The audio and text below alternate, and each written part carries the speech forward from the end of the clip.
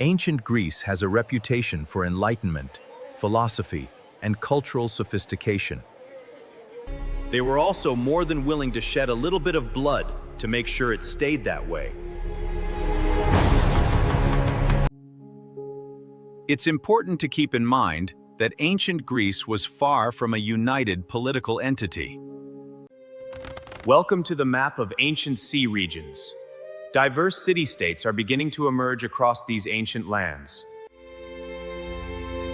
As an outside threat. Other than a common language and similar culture, there was very little uniting them, and each city-state had their own laws and punishments. With some, like Athens, being fairly lenient, and the Spartans much more strict. Compared to ancient Rome, the Greeks were much more subdued in their capital punishments.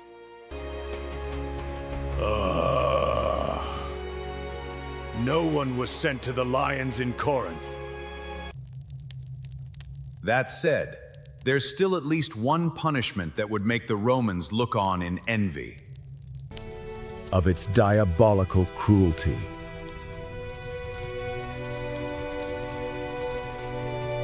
During the 6th century BC, in the Greek colony of Acragas, located in Sicily. And comest thou enter them. The ruling tyrant was approached by Perillaius, the court sculptor, who presented him with a bronze statue of a bull. It had an opening on the outside that was large enough for a grown man to fit through. And the statue was hollow, with enough space for a person to lay down. When an unlucky victim was shoved inside and the hatch on the outside locked in place, a fire would be lit under the belly of the bull. As the condemned screamed and writhed in agony as they were slowly being roasted alive, the screams would be passed through a complex mechanism in the head. This mechanism would convert the screams and escaping steam into what sounded like the bellowing of an angry bull. The tyrant was intrigued by this clever contraption, and after thanking Perillus for his gift, asked the sculptor to demonstrate the clever sound mechanism. No prizes for guessing what happened next. Once Perillaius climbed into the bull, the tyrant ordered the door locked and a fire lit under the bull. The sculptor began to yell and scream in terror and pain, and his voice did indeed sound like a bull. Instead of being pleased by this gift, according to one account, the tyrant was disturbed that someone in his court would actually take the time and effort to create something this cruel. And wanted to rid himself of someone that evil. According to some versions of the story, the tyrant showed mercy and had Perillaius removed before he died. He then had the mad sculptor thrown off a cliff, since his mercy had limits.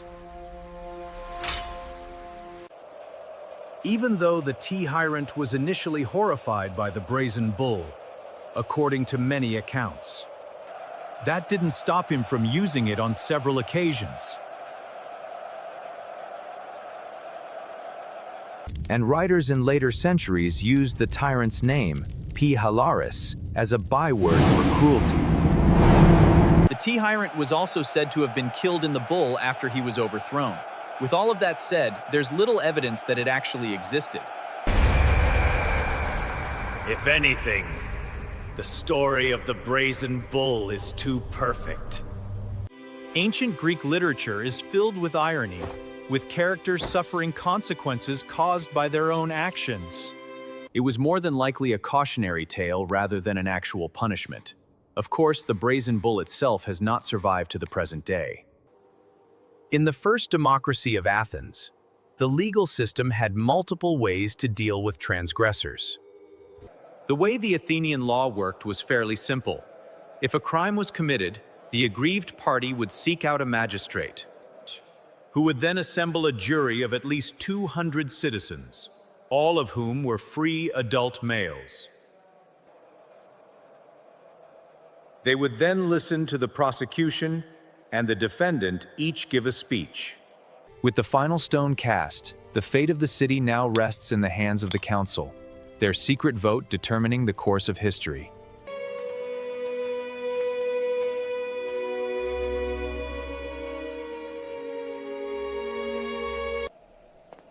Depending on the circumstances, this may also include the confiscation of property.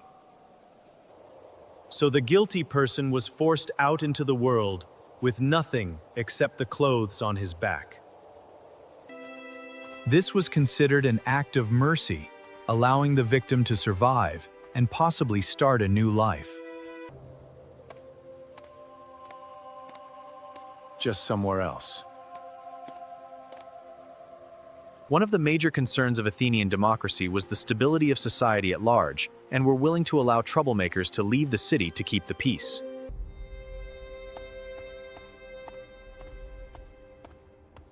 He's Thebes' problem now.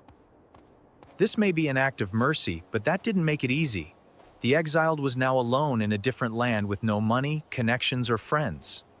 And it was possible that the victim would die alone, penniless and friendless, surrounded by strangers.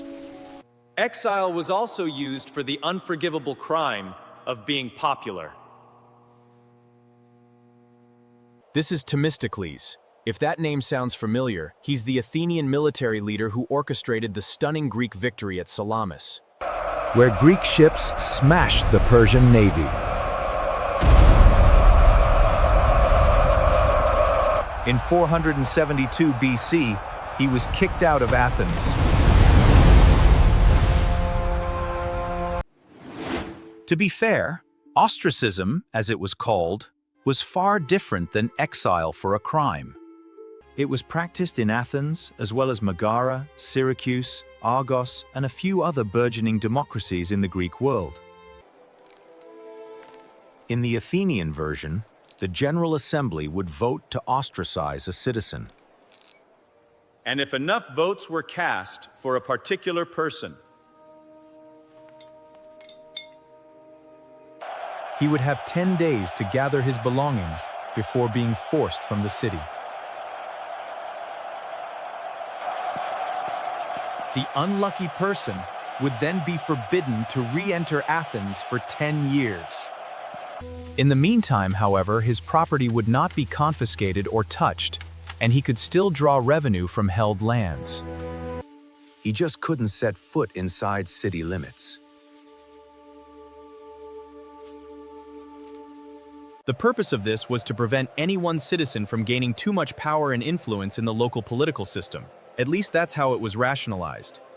And being perfectly honest, it was more than likely motivated by envy, more than maintaining political stability. Of course, there were other ways to deal with troublemakers in the polis. The convicted criminal could be thrown from a cliff, or down a well or large pit, called a barathron in Athens, and used in many city-states. yes, that scene from 300 was based on real events. Different circumstances and highly dramatized, but still real. It may have also been used as a way to dispose of the body of the transgressor after death. There's also something called a tympanon, a piece of wood used as an early form of crucifixion, where the victim would be tied to a post in the ground. Stoning was also used as well, which is as simple as it sounds. Surround the victim with angry citizens who would pelt him with stones. Hanging and strangulation were also used as a way to get rid of unwanted members of the community. If these sound harsh, there was an easy way out, or at least that was the theory. Possibly the most famous execution in ancient Greece. Convicted of corrupting the youth of Athens, he was sentenced to die by drinking hemlock. Hemlock is a wild plant that's extremely toxic. Depending on the dose, the effects of ingesting hemlock include sweating, vomiting, rapid heartbeat, and high blood pressure. Muscle weakness and seizures. If enough is ingested, it can cause heart failure and the breakdown of muscle tissue, kidney failure, and a shutdown of the central nervous system and paralysis before death. Symptoms can start within 15 minutes of ingestion. Death by hemlock was rarely used. There was some evidence that one of the 30 tyrants who ruled Athens briefly after the Peloponnesian War Was said to have toasted his executioner with it. In addition to being forced on the convicted criminal, hemlock was also used by those looking to escape what they thought would be a more brutal death. and to die with more dignity.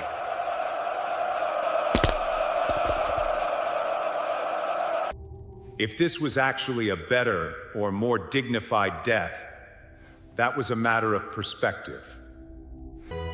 Before us stands a testament to a bygone era, an imposing ancient sculpture crafted of metal, embodying